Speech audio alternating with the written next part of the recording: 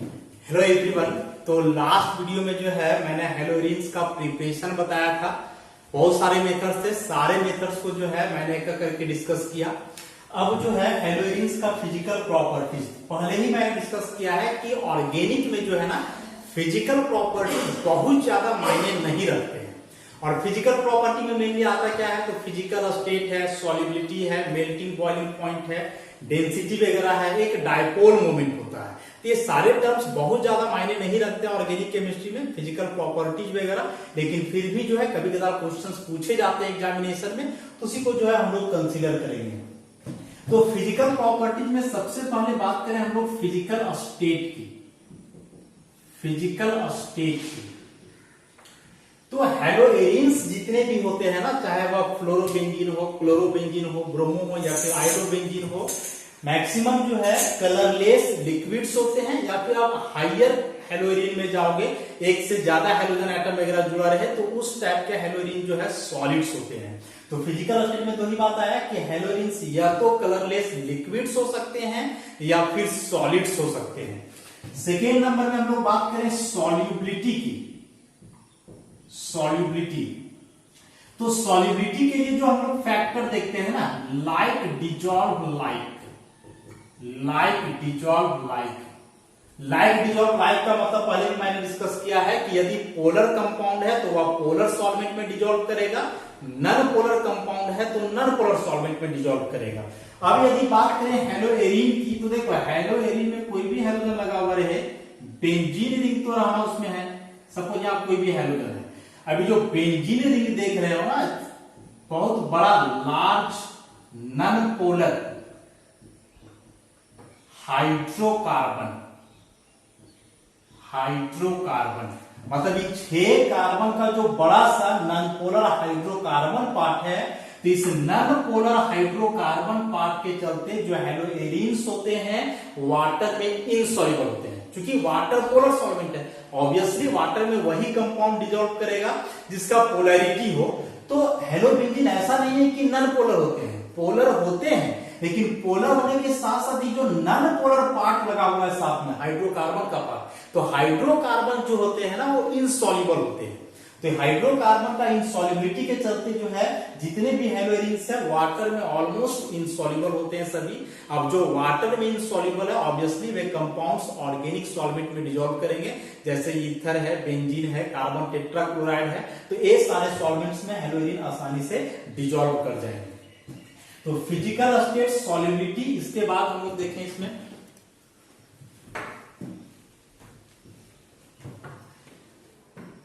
तीसरा number boiling point. तो पहले भी बताया मैंने कि जो बॉइलिंग और मेल्टिंग पॉइंट वगैरह है ना, 2 चीजों पे डिपेंड करता है। पहला मॉलिक्यूलर मास पे और दूसरा इंटरमॉलिक्यूलर अट्रैक्शन पे। यदि मॉलिक्यूलर मास को हम लोग कंसीडर करें तो देखो बेंजीन है, इससे ज्यादा मोलर मास हो जाएगा फ्लोरोबेंजीन का, इससे भी ज्यादा मोलर मास हो जाएगा क्लोरोबेंजीन का। आगे आप बढ़ते जाओ, क्लोरोबेंजीन से ज्यादा ब्रोमोबेंजीन का, और सबसे अधिक मोलर मास आयोडोबेंजीन का। ऐसा बेंजीन रिंग तो सब में है, लेकिन इसमें केवल बेंजीन रिंग है। इसमें देखोगे तो बेंजीन के साथ साथ फ्लोरीन लगा हुआ है, इसमें क्लोरीन है, इसमें ब्रोमीन है, इसमें आयोडीन है। तो बेंजीन रिंग कॉमन, इसको छोड़ दिया जाए। यदि हेलोजन को हम लोग कंसीडर करें तो हेलोजन में फ्लोरीन से ज्यादा मास क्लोरीन का, क्लोरीन से ज्यादा मास ब्रोमीन का, और ब्रोमीन से ज्यादा मास आयोडीन का। इन शॉर्ट हम लोग बोले तो आयोडोबेंजीन का मोलर मास सबसे अधिक, इसलिए सब में से जो है बॉइलिंग पॉइंट आयोडोबेंजीन का मैक्सिमम होगा, इससे कम ब्रोमोबेंजीन, क्लोरोबेंजीन, फ्लोरोबेंजीन और सबसे कम बेंजीन का। अब हम लोग बात करें इसमें मेल्टिंग पॉइंट का, तो मेल्टिंग पॉइंट ऑब्वियसली सॉलिड के लिए होगा। और बताया मैंने कि सॉलिड जो है जनरली डाई हेलोबेंजीन होते हैं, जिसमें 2-2 हेलोजन लगा हुआ रहता है।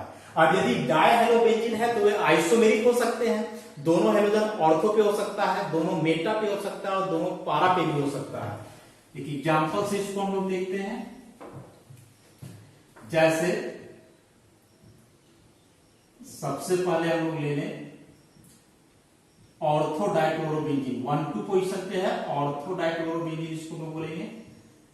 फिर यदि इसको 1-3 पे रखें, यहां और यहां, ये 1 2 3 मेटा हो जाएगा, और एक लास्ट हम लोग 1 4 पे रखेंगे, ऐसा 1 2 3 4, तो ये 1 4 पारा। तो जो डाइक्लोरोबेंजीन हुआ 3 आइसोमेरिक फॉर्म में एग्जिस्ट किया, ऑर्थो, मेटा और पारा। बॉइलिंग पॉइंट जो है ना तीनों का ऑलमोस्ट सेम होता है। मेल्टिंग पॉइंट की यदि हम लोग बात करें तो मेल्टिंग पॉइंट में बहुत ज्यादा वेरिएशन है। अभी मैंने क्या बताया कि मेल्टिंग और बॉइलिंग पॉइंट जनरली निर्भर करता है इंटरमॉलिक्यूलर अट्रैक्शन पे, और इंटरमॉलिक्यूलर अट्रैक्शन जो है वह मॉलिक्यूलर अरेंजमेंट पे भी डिपेंड करता है। ऐसा करो कि पारा डाइक्लोरोबेंजीन का एक मॉलिक्यूल और हम लोग कंसीडर करते हैं, एक मॉलिक्यूल इसका और लेते हैं इस तरह से, ऐसा, ये भी पारा हुआ 1 2 3 4। उसी प्रकार से एक हम लोग ऑर्थो और कंसीडर करते हैं, यहां बीच में एक ऑर्थो बना देते हैं बीटा हटा करके, ऐसा,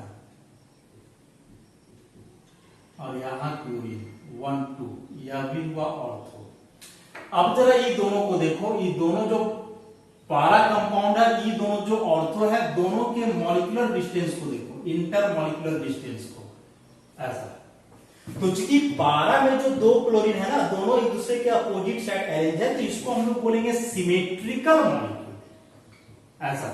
सिमेट्रिकल होने के चलते क्या होगा कि इसका जो मॉलिक्यूलर अरेंजमेंट होगा वह एक बेहतर तरीके से होगा। इस केस में जो इंटरमॉलिक्यूलर डिस्टेंस है वह बहुत कम होगा। लेकिन यदि ऑर्थो आइसोमर की हम लोग बात करें तो देखो, ऑर्थो में जो ई दोनों क्लोरीन है ना, ऐसा, ई दोनों क्लोरीन के चलते यहां हो जाएगा स्टेरिक रिपल्सन, और स्टेरिक रिपल्सन होने के चलते क्या होगा कि दोनों मॉलिक्यूल आपस में बहुत ज्यादा नजदीक नहीं जा पाएगा, और जब दोनों मॉलिक्यूल एक दूसरे के नजदीक नहीं जा पाएगा तो जो इंटरमॉलिक्यूलर सेपरेशन है वह बहुत ज्यादा होगा, जबकि यहां वैसा कोई केस ऑब्जर्व नहीं हो रहा। इन शॉर्ट हम लोग बोले तो पारा डाइक्लोरोबेंजीन में जो इंटरमॉलिक्यूलर डिस्टेंस है वह बहुत कम है इन कंपैरिजन टू ऑर्थो। अब जितना कम इंटरमॉलिक्यूलर डिस्टेंस हो उसके बीच लगने वाला इंटरमॉलिक्यूलर फोर्स उतना ही स्ट्रॉन्ग होता है। इन शॉर्ट की जो पारा डाइक्लोरोबेंजीन है इसमें लगने वाला इंटरमॉलिक्यूलर फोर्स स्ट्रॉन्ग होगा इन कंपैरिजन टू ऑर्थो, इसलिए पारा डाइक्लोरोबेंजीन का जो मेल्टिंग पॉइंट है वो ऑर्थो डाइक्लोरोबेंजीन से ज्यादा होगा। मेटा का जो है ये दोनों के इंटरमीडिएट रेंज में रहता है। तो इस तरह से मेल्टिंग पॉइंट जो है मॉलिक्यूलर अरेंजमेंट पे निर्भर किया, और कंक्लूजन में हम लोग क्या देखे कि पारा डाइक्लोरोबेंजीन का मेल्टिंग पॉइंट ऑर्थो और मेटा दोनों से अधिक होगा, क्योंकि ऑर्थो और मेटा दोनों अनसिमेट्रिकल मॉलिक्यूल हैं, जबकि पारा जो है एक सिमेट्रिकल मॉलिक्यूल है।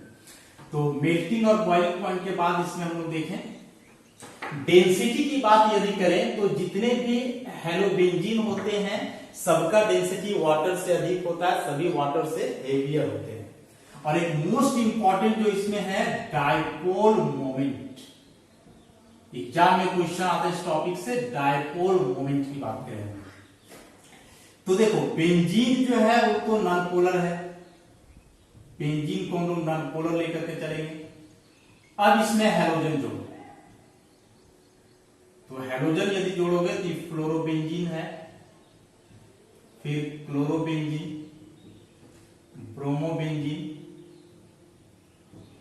और एक लास्ट आइडोबेंजीन है, ऐसा, इस तरह से। तो ये नॉन पोलर है क्योंकि इसमें केवल हाइड्रोकार्बन का पार्ट है, हाइड्रोकार्बन पार्ट होने के चलते पूरा जो है प्योरली नॉन पोलर। फ्लोरोबेंजीन को देखो तो यहां है कार्बन और यहां फ्लोरीन, कार्बन और फ्लोरीन के बीच बॉन्ड, इसमें कार्बन और क्लोरीन के बीच, इसमें कार्बन और ब्रोमीन के बीच, इसमें कार्बन और आयोडीन के बीच, ऐसा। अब एक बात यहां और क्या देखना है ना कि यह जो कार्बन है नॉर्मल कार्बन नहीं है। नॉर्मल कहने का मतलब कि जो sp3 हाइब्रिडाइज्ड कार्बन होता है सिंगल बॉन्ड वाला, वैसा कार्बन ही नहीं है। बेंजीन का कार्बन सब sp2 हाइब्रिडाइज्ड होता है, और sp2 हाइब्रिडाइज्ड कार्बन जो है ना उसका इलेक्ट्रोनेगेटिविटी ज्यादा होता है, मोर इलेक्ट्रोनेगेटिव नॉर्मल कार्बन से। जो भी हो, इस कार्बन से फ्लोरीन का इलेक्ट्रोनेगेटिविटी तो अधिक ही होगा, तो फ्लोरीन क्या करेगा, इस बॉन्ड के इलेक्ट्रॉन को खींचेगा, ऐसा। लेकिन चूंकि कार्बन का इलेक्ट्रोनेगेटिविटी भी बढ़ चुका है पहले के तुलना में, तो यह कार्बन भी आसानी से अपना इलेक्ट्रॉन फ्लोरीन की तरफ नहीं देगा। वही चीज यहां होने वाला है कि कार्बन से यहां ज्यादा इलेक्ट्रोनेगेटिविटी क्लोरीन का है, तो यहां भी इलेक्ट्रॉन इसी की तरफ डिस्प्लेस करेगा, लेकिन यहां से कम होगा डिस्प्लेसमेंट, क्योंकि क्लोरीन का इलेक्ट्रोनेगेटिविटी फ्लोरीन से कम होता है। ई दोनों के केस में आओगे ना तो उलट जाता है। उलट क्या जाता है कि कार्बन और ब्रोमीन में देखोगे तो कार्बन का नॉर्मल इलेक्ट्रोनेगेटिविटी 2.5 होता है, ब्रोमीन का 2.67 के आसपास हम लेकर के चलते हैं। तो ऐसे इसका कंसीडर करोगे तो यहां देखो अभी ही लग रहा है कि ऑलमोस्ट सेम है इलेक्ट्रोनेगेटिविटी, 2.6 2.7 भी लेकर के चलते हो फिर भी, लेकिन जब इसका हाइब्रिडाइजेशन sp2 हो जाएगा, ये वाला इलेक्ट्रोनेगेटिविटी तो नॉर्मल कार्बन का है, फ्री मतलब सिंगली बॉन्डेड था, डबली बॉन्डेड रहे sp2 वाला, तो इसका इलेक्ट्रोनेगेटिविटी और इंक्रीज कर जाएगा, इवन इससे भी बढ़ सकता है। तो यहाँ उल्टा चार्ज सेपरेशन हो सकता है, मतलब ऐसा यहां नेगेटिव और यहां पॉजिटिव, इस तरह का बात हो सकता है।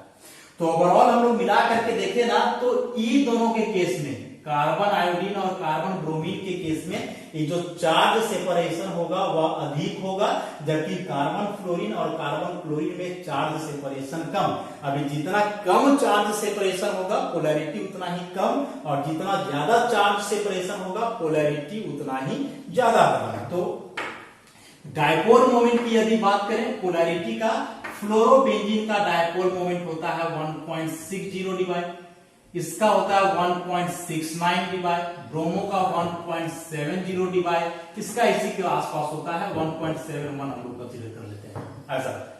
तो एक्सपेक्टेड जैसा है ना वैसा नहीं है, एक्सपेक्टेशन के अनुसार कार्बन फ्लोरीन का इलेक्ट्रोनेगेटिविटी डिफरेंस ज्यादा है तो इसका पोलैरिटी अधिक होना चाहिए, लेकिन यहां वैसा नहीं है। रीजन एक कार्बन का हाइब्रिडाइजेशन जो क्या है sp2, तो उसके आधार पे जो है ऑर्डर जो है रिवर्स है, हम लोग जैसा एक्सपेक्ट कर रहे हैं वैसा ऑर्डर नहीं है। तो फ्लोरोबेंजीन से ज्यादा पोलर क्लोरोबेंजीन, इससे ज्यादा ब्रोमोबेंजीन और उससे भी ज्यादा पोलर हो गया आयोडोबेंजीन। अब यदि हम लोग बात करें डाइहेलोबेंजीन की, तो डाइहेलोबेंजीन में देखो वही सब हम बोले डाइक्लोरोबेंजीन वगैरह। सबसे पहले ऑर्थो डाइक्लोरोबेंजीन ले लें, 1,2 पे है, फिर मेटा डाइक्लोरोबेंजीन ले लें 1,3 पे है, और फिर पारा डाइक्लोरोबेंजीन ले लें, ऐसा पारा डाइक्लोरोबेंजीन 1 2 3 4 ऐसा हम लोग कंसीडर करें। अब देखो कार्बन और क्लोरीन के बीच बॉन्ड है ना, तो दोनों में क्लोरीन का इलेक्ट्रोनेगेटिविटी ज्यादा, तो इलेक्ट्रॉन डिस्प्लेस करेगा ना ऐसा क्लोरीन की तरफ, तो इस तरह से हम लोग डायपोल वेक्टर बनाएंगे। यहां भी देखो ऐसा दो डायपोल वेक्टर बनेगा, सेम चीज, इस डायरेक्शन में डायपोल वेक्टर और यहां बनेगा इधर डायपोल वेक्टर, फिर यहां देखो इस डायरेक्शन में डायपोल वेक्टर, इधर नीचे बनेगा डायपोल वेक्टर, देखो इस तरह से हो जाएगा। अब यहां दो दो डायपोल वेक्टर बन रहा है, तो जब दो दो डायपोल वेक्टर बनेगा तो इसका रिजल्टेंट डायपोल वेक्टर बनाया जाता है, और जो रिजल्टेंट डायपोल वेक्टर होता है ना, रिजल्टेंट डायपोल फैक्टर या रिजल्टेंट डायपोल मोमेंट हम लोग कंसीडर कर सकते हैं। तो रिजल्टेंट डायपोल मोमेंट का क्या फॉर्मूला होता है, म्यू रिजल्टेंट यदि देखोगे तो फॉर्मूला इसका है √μ1 का स्क्वायर प्लस μ2 का स्क्वायर प्लस 2μ1 μ2 cos थीटा। यहां μ1 और μ2 क्या है, तो जो दो वेक्टर बन रहा है ना, मान लें कि इधर वाले का डायपोल मोमेंट μ1 एक्सप्रेस कर रहे हैं, इसको μ2, वैसे यहां भी कर सकते हैं μ1 μ2, वैसे यहां इस तरह से। तो रिजल्टेंट डायपोल मोमेंट जब हम लोग कैलकुलेट करते हैं इस फॉर्मूला से, तो देखो इसमें जो टर्म आया है ना cos थीटा, अब cos थीटा का यदि वैल्यूएशन देखोगे तो cos थीटा में 0 डिग्री लो और 90 डिग्री लो, तो cos 0 डिग्री का वैल्यू होता है 1, 90 का होता है 0, मतलब जैसे जैसे एंगल बढ़ते जाएगा ना cos के टर्म में, तो एंगल बढ़ने से इसका वैल्यू डिक्रीज करता है। क्या बोला मैंने कि cos के टर्म में जैसे जैसे एंगल बढ़ते जाता है, cos थीटा का मैक्सिमम वैल्यू 1 है 0 डिग्री के केस में, अब जैसे जैसे 0 डिग्री से एंगल बढ़ते जाएगा तो एंगल बढ़ने से जो है इसका वैल्यू क्या करता है, डिक्रीज करता है, और जब cos थीटा का वैल्यू डिक्रीज करेगा तो ये जो रिजल्टेंट डायपोल मोमेंट है या डायपोल मोमेंट भी डिक्रीज करेगा, तो वही याद रखना है। अब एंगल की बात यदि हम लोग करें तो देखो जो ऑर्थो में ये वाला एंगल है ना, यहां से यहां तक, ई वाला एंगल 60 डिग्री, ऐसा यहां से देखो तो ई एंगल 120 डिग्री, क्योंकि एक पोर्शन में यहां से यहां का 60 होता है, फिर इसमें तो यहां से यहां 60, यहां से यहां 60, 120 हो गया। वैसे यहां देखो 60 60 60 अपोजिट है ना, तो ई वाला एंगल यहां होना है कितना, 180 डिग्री। तो देखो लेफ्ट टू राइट जाने से एंगल बढ़ गया ना, 60 डिग्री, 120 डिग्री और इसका 180 डिग्री हो गया। अब यहां से देखो यदि cos 180 डिग्री यहां पुट कर दो ऐसा, तो 180 का वैल्यू जो है 0, और जब डायपोल मोमेंट एक दूसरे का जो वेक्टर है जस्ट अपोजिट डायरेक्शन में हो, तो वेक्टर का एक प्रॉपर्टी है कि यदि उसका मैग्नीट्यूड सेम और डायरेक्शन अपोजिट हो तो दोनों एक दूसरे को कंप्लीटली कैंसिल आउट कर देता है और उसका रिजल्टेंट डायपोल मोमेंट 0। तो इसका डायपोल मोमेंट 0, 180 डिग्री हुआ। इसमें एंगल सबसे कम है इसलिए इसका डायपोल मोमेंट सबसे ज्यादा 2.54 डिवाइड, और बचा मेटा वाला, तो दोनों के बीच में हो गया ना, 60 डिग्री से एंगल जाता है लेकिन 180 से कम, तो 0 नहीं होगा, इससे कम होगा 1.70 डिवाइड के आसपास। तो ओवरऑल इसमें याद रखोगे कि दो डायपोल वेक्टर के बीच एंगल बढ़ने से रिजल्टेंट डायपोल मोमेंट उसका डिक्रीज करता है। एंगल जितना कम हो डायपोल मोमेंट का वैल्यू उतना ही ज्यादा। अब चूंकि ऑर्थो में एंगल सबसे कम है इसलिए देखो इसका डायपोल मोमेंट सबसे अधिक है। बहुत इंपॉर्टेंट क्वेश्चन है, एग्जामिनेशन में कई बार आया है ऐसे ही ऑर्थो मेटा पारा दे करके कि सबसे अधिक डायपोल मोमेंट किसका होगा, तो ऑर्थो का, उससे कम मेटा का, उससे भी कम पारा का। तो ये सब जो है इसका फिजिकल प्रॉपर्टीज था हैलोजेंस का। अब हम लोग जाएंगे हैलोजेंस के रिएक्टिविटी में कि हैलोजेंस का केमिकल रिएक्शन किस प्रकार से होता है। तो देखो हैलोजेन में आप कोई भी लो, चाहे फ्लोरोबेंजीन लो, क्लोरोबेंजीन लो, ब्रोमोबेंजीन लो या फिर आयोडोबेंजीन लो, जितने भी हैलोजेन होते हैं ना सबके सब जो है कम रिएक्टिव होते हैं हैलो अल्केन के तुलना में। क्यों कम रिएक्टिव होते हैं? रिएक्टिविटी ऑफ हैलोबेंजीन लिखे हम लोग, हैलोबेंजीन।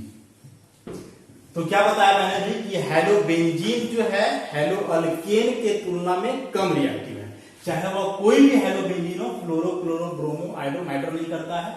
हैलोबेंजीन का रिएक्टिविटी हैलो अल्केन से कम ही होगा चाहे कोई भी रिएक्शन हो, mainly in case of nucleophilic substitution reaction. Mainly in case of nucleophilic substitution reaction, जब हैलोजन का डिस्प्लेसमेंट होना हो कोई न्यूक्लियोफाइल से तब। अब देखो हैलोबेंजीन का रिएक्टिविटी कम क्यों होता है, less reactive then hello alkane. अब हैलो अल्केन की तुलना में हैलोबेंजीन का रिएक्टिविटी कम क्यों है उसको हम लोग एक्सप्लेन करते हैं। तो एक्सप्लेन करने का बहुत सारा फैक्टर है। सबसे पहला फैक्टर इसमें हम लोग का हुआ रेजोनेंस इफेक्ट। रेजोनेंस इफेक्ट का क्या चक्कर है? तो देखो क्लोरोबेंजीन का एग्जांपल लेकर के चले हम, ऐसे कोई भी हैलोजन ले सकते हैं, जनरल ही ले ले। हैलोजन पे 3 लोन पेयर बचना है, वैलेंस में 7 इलेक्ट्रॉन होता है, तो एक बॉन्ड बंद करके रखा हुआ है, तो यहाँ 6 इलेक्ट्रॉन बचा हुआ रहेगा। वही एक जनरल हैलो अल्केन ले लो इस तरह से। अब हैलोबेंजीन में देखो बेंजीन जो है एक कंजुगेटेड सिस्टम है। कंजुगेटेड सिस्टम मतलब अल्टरनेट डबल और सिंगल बॉन्ड है। यहां रेजोनेंस होगा, यहां जो ग्रुप लगा हुआ है लोन पेयर है, मतलब ये इलेक्ट्रॉन डोनेटिंग ग्रुप है, और इलेक्ट्रॉन डोनेटिंग ग्रुप का होता है क्या, plus are effect. Plus are effect के चलते क्या होगा कि हैलोजन अपना लोन पेयर बेंजीन की तरफ देखो ऐसा डोनेट करेगा। यदि ऐसा हुआ तो क्या हो जाएगा, तो होना ये है यहां नेगेटिव चार्ज और इस जगह पे देखो आ जाएगा डबल बॉन्ड और हैलोजन पे प्लस। फिर इसको आगे हम दिखा सकते हैं, पूरा से लोगों को कोई मतलब नहीं है, बस यहां से केवल देखना ही था कि हैलोजन में लोन पेयर होने के चलते जो प्लस आर इफेक्ट पोजेज कर रहा है कि अपना इलेक्ट्रॉन पेयर डोनेट किया बेंजीन में, और ऐसा करने से जो बेंजीन का कार्बन और हैलोजन है इसके बीच आ गया डबल बॉन्ड। अभी जो डबल बॉन्ड है ऑब्वियसली वह प्योर सिंगल बॉन्ड की तुलना में स्ट्रांग होगा। अच्छा हैलो अल्केन में देखोगे तो ऐसा कोई बात नहीं है, यहां पर रेजोनेंस नहीं दिखा सकते हो क्योंकि हैलो अल्केन तो एलिफेटिक चीज है ना, इसमें कोई रेजोनेंस का बात नहीं हो सकता है, इसमें कोई कंजुगेटेड सिस्टम वगैरह नहीं है। तो हैलो अल्केन में कोई रेजोनेंस नहीं है, हैलोएरिन में रेजोनेंस है। रेजोनेंस के चलते क्या हुआ कि कार्बन और हेलोजन के बीच आ गया डबल बॉन्ड, और यह जो डबल बॉन्ड है इस प्योर सिंगल बॉन्ड के तुलना में स्ट्रॉन्ग होगा, और स्ट्रॉन्गर बॉन्ड मतलब आसानी से तोड़ा नहीं जा सकता, इसलिए इसका रिएक्टिविटी क्या होगा, कम। तो पहला जो रीजन हुआ कम रिएक्टिविटी का वह हुआ रेजोनेंस, कि रेजोनेंस के चलते हेलोबेंजीन में कार्बन और हेलोजन के बीच डबल बॉन्ड कैरेक्टर आता है जो आसानी से टूटेगा नहीं, इसलिए उसका रिएक्टिविटी कम होगा। दूसरा फैक्टर यदि इसमें हम लोग देखें तो दूसरा फैक्टर में हुआ हाइब्रिडाइजेशन। हाइब्रिडाइजेशन, तो हाइब्रिडाइजेशन से हम लोग को क्या कंसीडर करना है, उसको ऐसे देखें, एक हेलोबेंजीन ले लें हम लोग ऐसा, सपोज क्लोरोबेंजीन ले लो और एक क्लोरोमीथेन ले लो, इस तरह का। यहां भी कार्बन और क्लोरीन के बीच बॉन्ड है, यहां भी कार्बन और क्लोरीन के बीच बॉन्ड है, लेकिन यहां वाले कार्बन का जो हाइब्रिडाइजेशन है, इसका हाइब्रिडाइजेशन sp2, 3 सिग्मा बॉन्ड है ना, 1 2 3, तो पाई 3 सिग्मा के आधार पर sp2 हाइब्रिडाइजेशन हो जाएगा। यहां वाले कार्बन का देखो 4 सिग्मा है, तो 4 सिग्मा के अनुसार हाइब्रिडाइजेशन sp3। अब sp3 हाइब्रिडाइजेशन है तो क्या मतलब हुआ, इसका मतलब हुआ कि इसमें 25% s कैरेक्टर है और बाकी 75% p कैरेक्टर है। यहां sp2 है, इसका मतलब क्या हुआ कि 33.3% s है और बाकी 66.7% p है। तो देखो यहां का जो कार्बन है उसमें s कैरेक्टर 25%, यहां का जो कार्बन है उसका s कैरेक्टर 33.3%, मतलब इसके तुलना में तो s कैरेक्टर ज्यादा हुआ ना, और s कैरेक्टर बढ़ने से इलेक्ट्रोनेगेटिविटी इंक्रीज करता है, मतलब यहां का जो कार्बन है ना ये ज्यादा इलेक्ट्रोनेगेटिव होगा, more electronegative in comparison to this carbon, इसका इलेक्ट्रोनेगेटिविटी कम होगा। अब मोर इलेक्ट्रोनेगेटिव है तो उसके चलते क्या होगा, उसके चलते होगा कि इस बॉन्ड में जो 2 इलेक्ट्रॉन है ना, इस इलेक्ट्रॉन को कार्बन टाइटली हेल्ड करके रखेगा, अपने तरफ खींच करके रखेगा, और जब अपने तरफ खींच करके रखेगा तो ये बॉन्ड पेयर को डिस्प्लेस नहीं होने देगा, और उसके चलते जो बॉन्ड लेंथ है वो कम होगा। और यहां वाले कार्बन का इलेक्ट्रोनेगेटिविटी कम है तो E जो है इस बॉन्ड के इलेक्ट्रॉन को उतना स्ट्रांगली अट्रैक्ट नहीं करेगा, इसलिए ये बॉन्ड एक्सपैंड कर सकता है और इसका लंबाई ज्यादा होगा। इस बॉन्ड का लंबाई 1.77 एंगस्ट्रॉम होता है और इसका लंबाई देखोगे तो 1.69 एंगस्ट्रॉम होता है। अभी दोनों बॉन्ड को देखो कि हेलो अल्केन में जो यहाँ कार्बन क्लोरीन का बॉन्ड है 1.77 एंगस्ट्रॉम और क्लोरोबेंजीन में जो है 1.69, मतलब ई वाला बॉन्ड हुआ छोटा, ई बॉन्ड बड़ा, और जो छोटा बॉन्ड होता है स्ट्रॉन्गर बॉन्ड होता है। मतलब हेलोबेंजीन में जो कार्बन हेलोजन का बॉन्ड है वह शॉर्टर बॉन्ड है in comparison to that of halo alkane, and the shorter bond is stronger, that's why halobenzene is less reactive than halo alkane towards nucleophilic substitution reaction, मतलब जिसमें यह bond टूटना हो उस केस में। तो 2 फैक्टर हम लोगों ने देखा। तीसरे फैक्टर की यदि हम लोग बात करें, हाइब्रिडाइजेशन और इसके बाद, तो तीसरा फैक्टर इसमें आता है polarity, polarity of CH bond. इसमें भी वही केस है कि हेलोएरीन में जो है कार्बन और हेलोजन है, ये तो डबल बॉन्ड से जो आता है, इसका हाइब्रिडाइजेशन sp2, और हेलो अल्केन में देखोगे तो इसका हाइब्रिडाइजेशन sp3 है। तो sp2 वाला मतलब इलेक्ट्रोनेगेटिविटी ज्यादा, मोर इलेक्ट्रोनेगेटिव, और इसका इलेक्ट्रोनेगेटिविटी कम, लेस इलेक्ट्रोनेगेटिव है। तो मोर इलेक्ट्रोनेगेटिव मतलब यहां भी वही बात होगा कि चार्ज सेपरेशन बहुत ज्यादा नहीं होगा, मतलब ये कार्बन जो है ना अपना इलेक्ट्रॉन हाइड्रोजन की तरफ नहीं देना चाहेगा, तो यहाँ कम चार्ज डेवलप करेगा, मतलब इस पर डबल डेल माइनस दे दो, इस पर डबल डेल प्लस दे दो। यहाँ जो ये कार्बन का इलेक्ट्रोनेगेटिविटी कम है तो आसानी से अपना इलेक्ट्रॉन इसके तरफ देगा, तो यहाँ चार्ज सेपरेशन ज्यादा होगा। देखो यहाँ डेल माइनस है, यहाँ डबल डेल माइनस, मतलब यहाँ कम माइनस है, यहाँ ज्यादा, और जितना ज्यादा चार्ज सेपरेशन होना उतना ज्यादा पोलैरिटी होता है, मतलब इसका पोलैरिटी ज्यादा होगा और इसका पोलैरिटी कम होगा, लेस पोलर। और जो ज्यादा पोलर बॉन्ड होता है ना उसको तोड़ना उतना ही आसान होता है, या more polar bond can easily be clipped, उसको आसानी से काटा जा सकता है, आसानी से तोड़ा जा सकता है, और ऑब्वियसली जब बॉन्ड को आसानी से तोड़ेंगे हम लोग तो इसका रिएक्टिविटी भी जो है सो क्या होगा, ज्यादा होगा। अब जो अगला फैक्टर इसमें है 4th नंबर का फैक्टर, तो तो 4th नंबर का फैक्टर है इनस्टेबिलिटी ऑफ फिनाइल केटायन। देखो हेलो अल्केन में क्या था ना, हेलो अल्केन में क्या था कि कार्बन हाइड्रोजन के बीच बॉन्ड था, इस हाइड्रोजन के बॉन्ड को हम लोग तोड़ते थे तो इस पर आ जाता था पॉजिटिव, यहां नेगेटिव, तो ये अल्काइल कार्बोकेटायन बन रहा था, अल्काइल कार्बोकेटायन यहां बनता था। लेकिन वही बात आप हेलोबेंजीन में देखोगे, ऐसा यहां भी बॉन्ड को तोड़ो तो पहला बात की बॉन्ड तो आसानी से टूटने वाला है नहीं, रीजन अभी बताया था मैंने पहला फैक्टर में कि यहाँ डबल बॉन्ड कैरेक्टर आ जाएगा। सपोज कि बहुत ज्यादा एनर्जी दे करके आप बॉन्ड को ब्रेक भी कर दिए तो ब्रेक कर देने से क्या होगा, बेंजीन रिंग पे आ जाएगा पॉजिटिव चार्ज। देखो ऐसा, अरे जो फिनाइल केटायन है ना वो हाईली अनस्टेबल स्पीशीज है, हाईली अनस्टेबल। ऐसा बंद दोनों के केस में केटायन रहा, लेकिन यहाँ अल्काइल कार्बोकेटायन है, यहाँ केवल फिनाइल है। फिनाइल कार्बोकेटायन जो होता है ना हाईली अनस्टेबल है, रीजन इसका एरोमेटिसिटी है।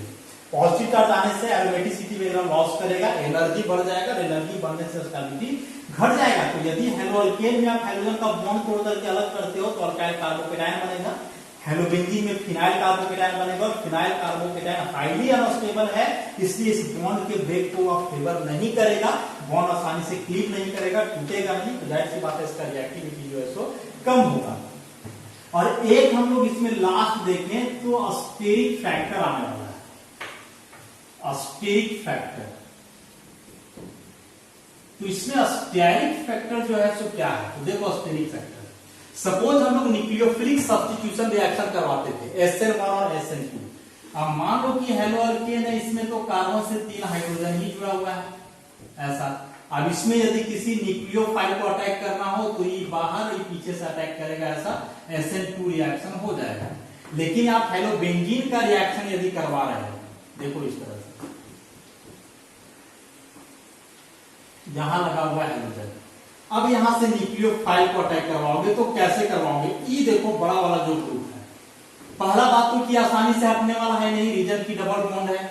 अब यदि इसको हटा भी देते हो ज्यादा एनर्जी दे करके तो न्यूक्लियोफाइल को अटैक करने में मुश्किल होगा, रीजन ये बड़ा सा एरोमेटिक रिंग, तो इसको हम लोग बोलेंगे अस्टेरिक फैक्टर। तो यह फैक्टर भी जो है इस रिएक्शन को आगे नहीं करेगा, तो यहां से भी जो हेलोबेंजीन है उसका रिएक्टिविटी हेलोअल्केन के तुलना में क्या होगा, कम होगा।